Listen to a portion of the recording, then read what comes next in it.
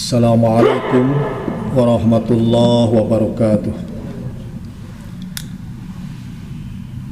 Innal hamdalillah nahmaduhu wa nasta'inuhu wa nastaghfiruh wa na'udzu billahi min sururi anfusina wa min sayyiati a'malina may yahdihillahu fala mudhillalah wa may yudlilhu fala hadiyalah. Asyhadu an la ilaha illallah wahdahu la syarikalah wa asyhadu anna Muhammadan abduhu wa rasuluh. Allahumma salli wa sallim wa barik ala Muhammadin wa ala alihi wa sahbihi ajmain. Amma ba'du. Hadirin sidang subuh atau jamaah subuh yang saya muliakan, yang tentu saja kita senantiasa mengharap ridho Allah Subhanahu wa taala. Kita bersyukur kepada Allah Subhanahu wa taala kita masih diberikan kesempatan untuk bisa sholat berjamaah subuh di hari yang ke-10 di bulan Ramadan ini. Mudah-mudahan tentu saja setiap langkah kita semua dari rumahnya masing-masing ke tempat ini mendatangkan rahmat, hidayah, taufik dan keberkahan dari Allah Subhanahu wa taala. Amin ya rabbal alamin. Hadirin rahimakumullah, tema yang diberikan oleh panitia kepada saya adalah dakwah sepanjang masa. Keberhasilan sebuah dakwah atau sebuah upaya proses dakwah itu yang utama kita sepakati adalah tentu saja suri tauladan. Laqad kana lakum fi rasulillahi uswatun hasanah. Sungguh ada pada diri Rasulullah sallallahu alaihi wasallam itu uswah hasanah, tauladan yang sangat baik. Dan inilah yang menjadi kunci keberhasilan daripada dakwah Rasulullah sallallahu alaihi wasallam. 23 tahun beliau diberikan kesempatan untuk menyampaikan risalah Allah Subhanahu wa taala dengan waktu yang sesempit itu. Beliau mampu merubah manusia, merubah umat, dan efeknya, dampaknya sampai hari ini setelah 1400 tahun lebih beliau meninggalkan dunia ini. Nah, hadirin rahimakumullah, di antara yang dapat kita petik dari uswah hasanah Rasulullah sallallahu alaihi wasallam itu, dan itu jelas begitu ya, karena beliau seorang nabi, seorang rasul, tetapi ini adalah persaksian dari Ibunda Khadijah, persaksian dari orang yang selama kurang lebih 25 tahun menyertai kehidupan Rasulullah selama tentu saja 24 jam sehari ya. 24 jam sehari selama 25 tahun beliau menyertai kehidupan Rasulullah, sehingga tentu saja tidak mungkin kita ragukan lagi dengan persaksian Ibunda Khadijah ini. Ceritanya, hadirin rahimakumullah,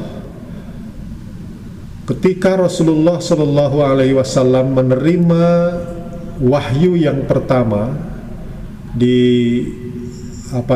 di Gua Hiro, ya, yang kita tahu wahyu yang pertama yang Rasulullah terima itu adalah surat Al-Alaq ayat 1 sampai ayat 5, Iqra bismi rabbikal ladzi khalaq, al-ayat. Nah, hadirin rahimakumullah, betapa muncul kekhawatiran, muncul ketakutan, mungkin kalau hari ini shock begitu ya, kaget dengan kejadian atau peristiwa ini. Kenapa? Karena Rasulullah SAW tidak menyangka begitu ya, akan kedatangan seorang makhluk yang sebelumnya tidak pernah dikenal. Kejadiannya tengah malam di tempat yang sunyi, beliau hanya sendiri di Gua Hira, tidak ada yang menemani, gitu ya.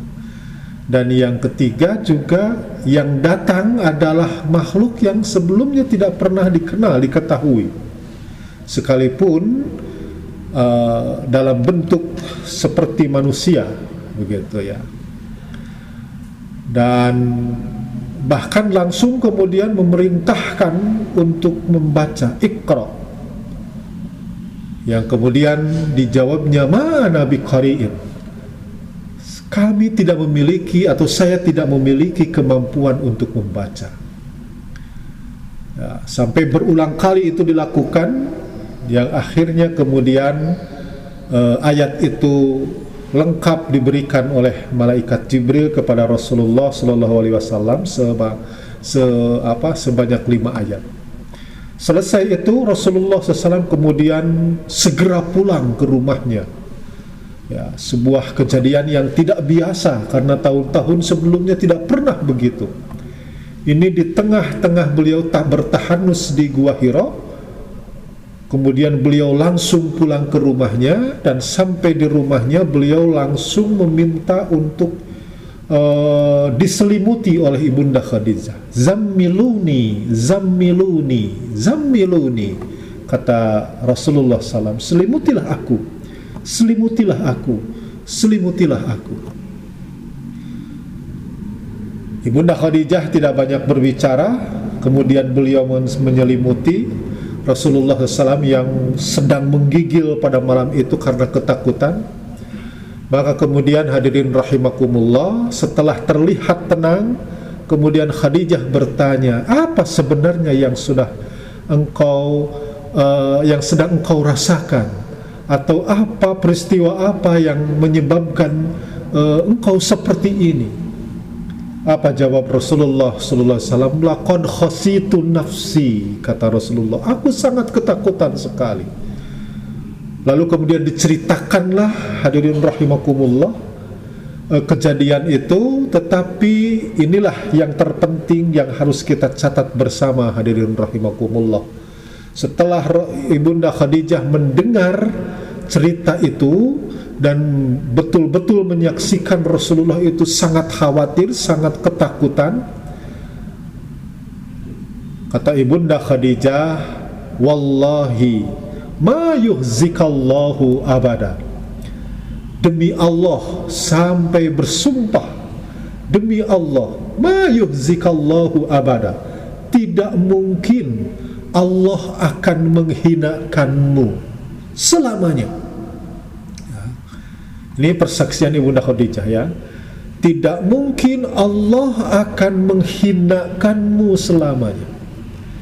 Mafhum mukhalafahnya, logika terbaliknya, kalau mengatakan tidak mungkin Allah itu akan menghinakanmu, maka berarti sekali lagi mafhum mukhalafahnya, logika terbaliknya, Allah itu akan memuliakanmu. Wahai Rasulullah, wahai suamiku, janganlah engkau khawatir, janganlah engkau takut. Dan inilah kuncinya, hadirin rahimakumullah, innaka latasilur rahima, sesungguhnya engkau adalah orang yang pandai bersilaturahmi. Jadi ini adalah kunci yang pertama kemuliaan hidup seseorang. Yang pertama, dia harus mampu memiliki kemampuan untuk menyambungkan kasih sayang dengan siapapun. Kalau bahasa hari ini mungkin, hadirin rahimakumullah, adalah membangun networking, membangun jaringan, gitu ya.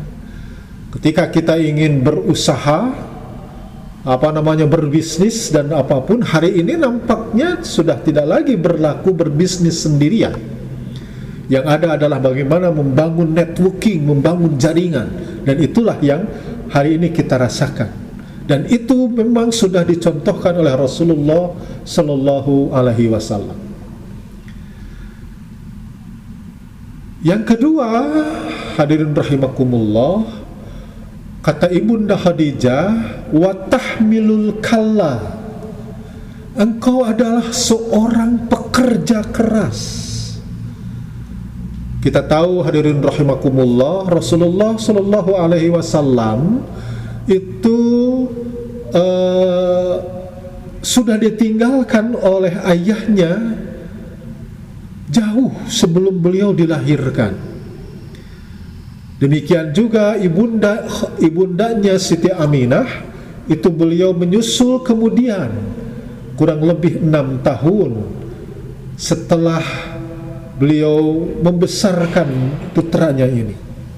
Artinya hadirin rahimakumullah, sejak kecil Rasulullah sudah berada dalam kondisi yatim piatu. Tetapi kita ketahui beliau dengan percaya dirinya bagaimana melayani umatnya, mulai dengan menggembalakan kambing, ikut berdagang dan lain-lain, sampai kemudian beliau mampu hidup mandiri. Bahkan di akhirnya beliau pun bisa bersanding hidup dengan orang yang terkaya di kota Mekah, yaitu Ibunda Khadijah. Apa kuncinya? Wa tahmilul kalla, engkau adalah orang yang pekerja keras. Kalau hari ini barangkali hadirin rahimakumullah, kita kenal istilah bekerja keras, bekerja ikhlas, bekerja cerdas, dan bekerja tuntas. Dan inilah yang dilakukan oleh Rasulullah, dan inilah pula yang menjadi kunci keberhasilan dakwah Rasulullah sallallahu alaihi wasallam yang mengantarkan kepada kemuliaan.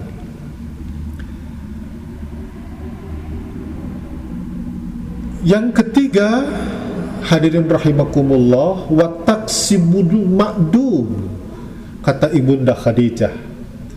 Wa taksibu itu diambil daripada kasab, artinya berusaha. Al-ma'dum itu artinya adalah sesuatu yang sebelumnya tidak ada. Artinya Rasulullah itu adalah orang yang inovatif, orang yang kreatif, mampu melakukan terobosan-terobosan yang sebelumnya tidak pernah dilakukan. Ini pula yang menjadi kunci yang ketiga keberhasilan dakwah Rasulullah sallallahu alaihi wasallam. Inilah hadirin rahimakumullah juga yang ketiga, inilah atau sikap inovatif, kreatif Rasulullah SAW ini yang mengantarkan kepada kemuliaannya.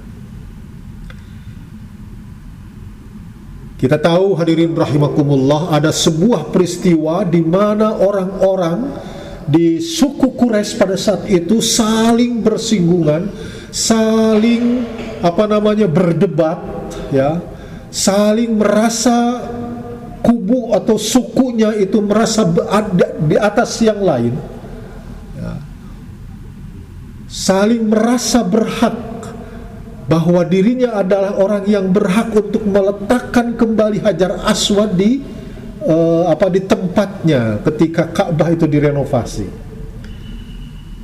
Hanya Rasulullah SAW yang kemudian memberikan solusi terhadap perbincangan perdebatan itu. Ya, dan inilah bukti bahwa Rasulullah SAW itu adalah wa taksibul ma'dum, orang yang kreatif, orang yang inovatif.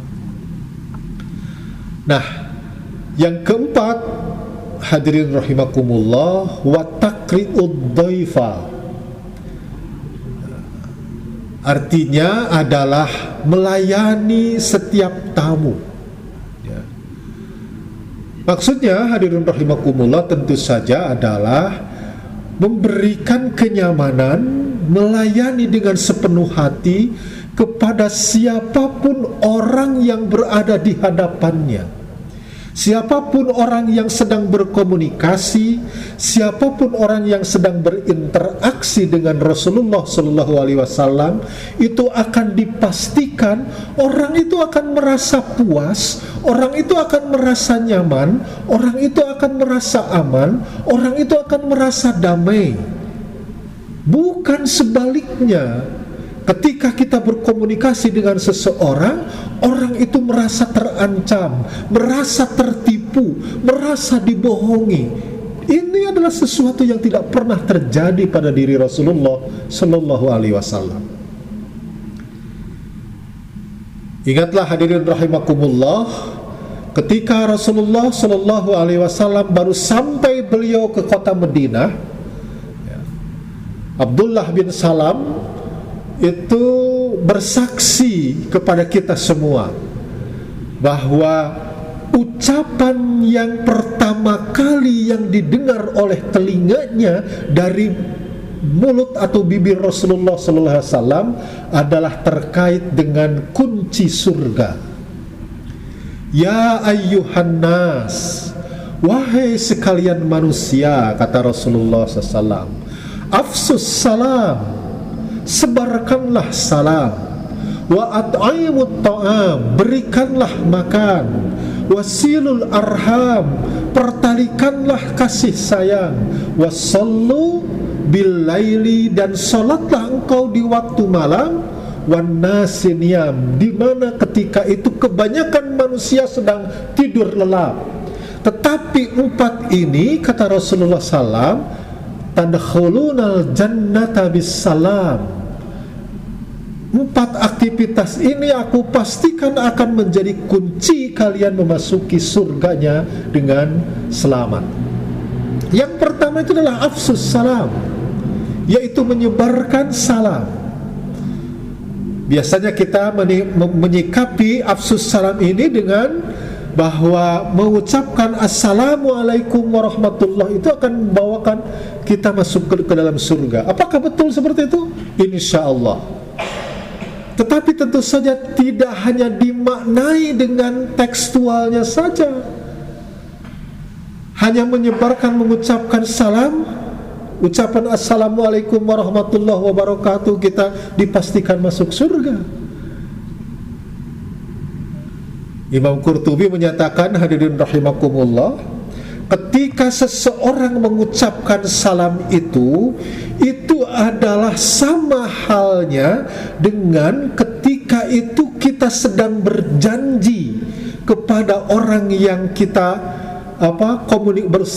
sedang berkomunikasi. Ketika kita mengucapkan salam kepada si A misalkan, maka kita itu sebenarnya sedang berjanji kepada si A bahwa saya, sepanjang saya berkomunikasi dengan Anda, sepanjang saya berinteraksi dengan Anda, insya Allah yang ada adalah kedamaian, keselamatan, kenyamanan, dan kesejahteraan. Aku berjanji. Ya, ketika kita mengucapkan salam ini, ya, ketika kita mengucapkan salam kepada seseorang, maka seharusnya kita menanamkan dalam diri kita bahwa saya berjanji sepanjang saya berkomunikasi, sepanjang saya berinteraksi dengan Anda, saya tidak akan mungkin berbohong kepada Anda. Saya tidak mungkin berbuat culas kepada Anda. Saya tidak mungkin menipu Anda. Tetapi sebaliknya, saya justru akan memberikan kedamaian, kenyamanan, kenikmatan, keamanan kepada Anda. Itu adalah hakikat daripada ucapan salam. Maka pantas ketika salam ini akan mengantarkan kita untuk meraih surganya Allah Subhanahu wa ta'ala. Kenapa? Karena orang yang senantiasa kita ajak bicara, itu ya, siapapun yang ada di hadapan kita, itu mereka merasa tersantuni, mereka merasa nyaman, mereka justru sebaliknya tidak pernah merasa teraniaya, tertipu, terbohongi, dan lain-lain. Dan yang kelima, kata Ibunda Khadijah, hadirin rahimakumullah, wa tu'ainu ala nawaibil haq. Engkau adalah orang yang senantiasa melibatkan diri ke dalam setiap aktivitas kebaikan. Jadi sekecil apapun ada peluang kebaikan, maka di sana ada Rasulullah Sallallahu Alaihi Wasallam. Rasulullah tidak pernah melalaikan, Rasulullah tidak pernah mengabaikan kesempatan untuk berbuat kebaikan sedikit pun. Ini adalah kunci kelima.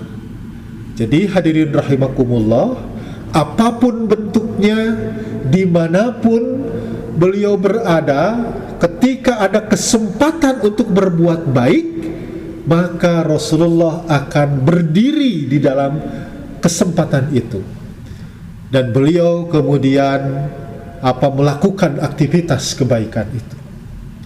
Inilah hadirin rahimakumullah 5 kunci yang saya katakan tadi, ini adalah persaksian orang, ya.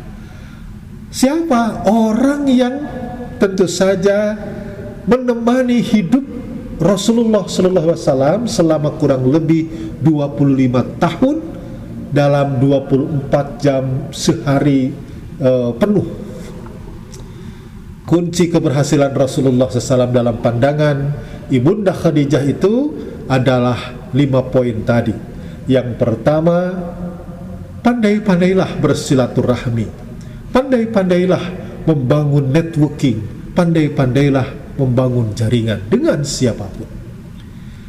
Yang kedua, hadirin rahimakumullah, wa tahmilul kalla, yaitu bekerja keras. Ingat hadirin rahimakumullah, konon katanya Alva Edison, ya, penemu bohlam listrik itu, gitu ya. Beliau melakukan penelitian, ya, melakukan uji coba terhadap keinginannya mencari sesuatu benda yang mampu menerangi itu, gitu ya. Itu sampai 1000 kali beliau melakukan uji coba itu. Bayangkan 1000 kali, ya. Sekali ini salah, begitu ya, tidak lalu berhenti, dicobanya lagi. Tidak sempurna, dicari lagi jalan yang lain, dicobanya lagi. Bukan 5 kali, bukan 10 kali, bukan 100 kali, melainkan 1000 kali uji coba itu dilakukan. Dan hasilnya hadirin rahimakumullah, hari ini siapa orang yang tidak memakai listrik? Siapa orang yang tidak memakai bohlam listrik? Ini adalah bukti wa tahmilul kalla. Yang kedua, yaitu hadirin rahimakumullah, inovatif, kreatif. Yang ketiga maksud saya adalah kreatif dan inovatif. Dan yang keempat adalah melayani sepenuh hati kepada siapapun yang sedang berada di hadapannya. Jadi tidak melihat apa golongannya, apa agamanya, siapa dia, tetapi Rasulullah SAW akan memberikan kepuasan kepada siapapun yang ada di hadapannya. Dan yang kelima, hadirin rahimakumullah, Rasulullah SAW senantiasa melibatkan diri dalam setiap aktivitas kebaikan, sekecil apapun kebaikan itu. Dan inilah sekali lagi kunci-kunci keberhasilan dakwah Rasulullah SAW, sekaligus juga yang mengantarkan kemuliaan Rasulullah SAW, baik itu di hadapan Allah Subhanahu wa Ta'ala maupun di hadapan sekalian manusia. Michael Hart, ya, seseorang yang tentu saja tidak memiliki keimanan untuk percaya kepada Rasulullah SAW, menuliskan nama Muhammad Rasulullah sebagai orang pertama, ya, di antara orang yang paling berpengaruh dalam kehidupan dunia ini. Hari ini hadirin rahimakumullah, kita bisa menyaksikan sendiri, tidak ada 1 menit pun, tidak ada 1 detik pun yang hidup ini tanpa menyebut Muhammad Rasulullah SAW. Setiap detik dalam kehidupan ini pasti disebut nama Muhammad Rasulullah SAW. Itu bisa dipastikan. Dan itulah bukti daripada kemuliaan Rasulullah SAW. Demikian yang dapat saya sampaikan pada kesempatan kali ini. Mudah-mudahan bermanfaat. Dan marilah kita tutup dengan berdoa. Rabbana la tuzigh qulubana ba'da idh hadaitana wa hab lana min lazunka rahmah innaka antal wahhab. Rabbana hab lana min azwajina wa dhurriyyatina qurrata a'yun waj'alna lil muttaqina imama. Rabbana atina fid dunya hasanah wa fil akhirati hasanah wa qina adzabannar. Subhana rabbika rabbil izzati amma yasifun. Wassalamun alal mursalin walhamdulillahi rabbil alamin. Mohon maaf atas segala kekurangannya. Terima kasih atas segala perhatiannya. Billahi taufiq wal hidayah. Assalamualaikum warahmatullahi wabarakatuh.